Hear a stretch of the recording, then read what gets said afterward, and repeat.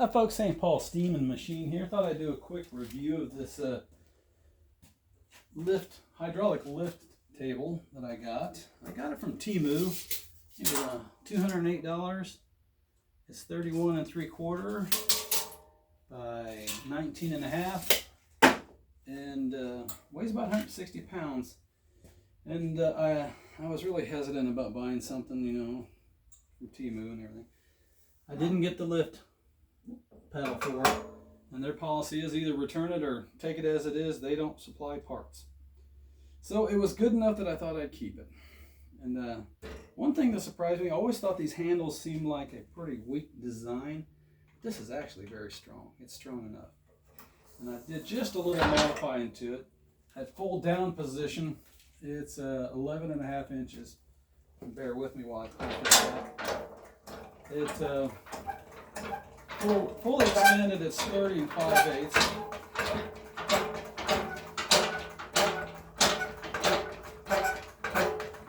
And 30 5/8, I went cheap. That's really not tall enough for me. So I did just a little bit of modifying to it. That's it right there.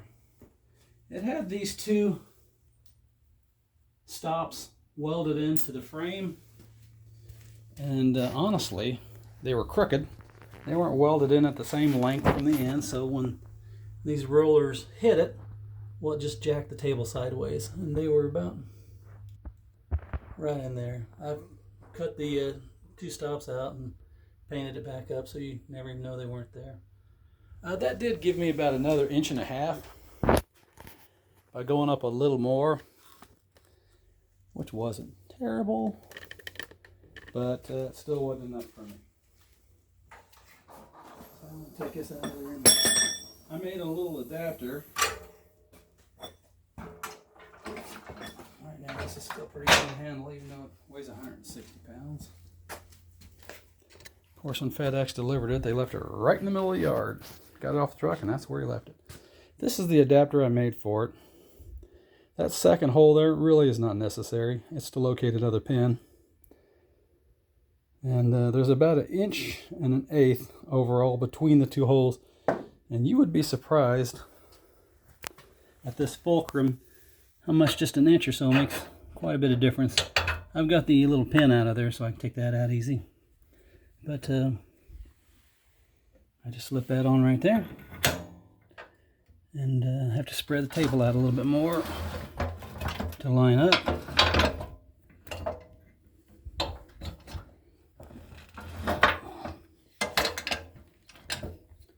This is something you really ought to do off camera, or with the camera in the tripod again.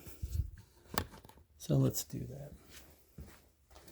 Before some German guy say I'm behaving clumsily again at a troll. There we go. Okay, so we got that back in. Takes less than a minute. And it extends your reach at a very critical point. But what you gain in height, you give up 2 times more in how the table settles. So is it worth it? I don't know. You have to judge for yourself. Depends on how compact you want the table to be when you settle it. Let's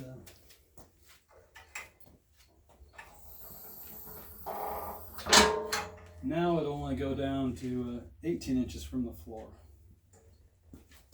But you do gain about 4 1/2 inches in overall height, give or take, which puts it at 34 1/2 inches, which is more than where I liked it. You get a little bit more out of the scissor action without affecting the stability greatly. And where those stops are welded in, the ram bottomed out on them anyway. So when I removed them, I was like, well, I thought I'd get a little more, but not really. It bottomed out pretty much right there. So there we go. We gained a little height.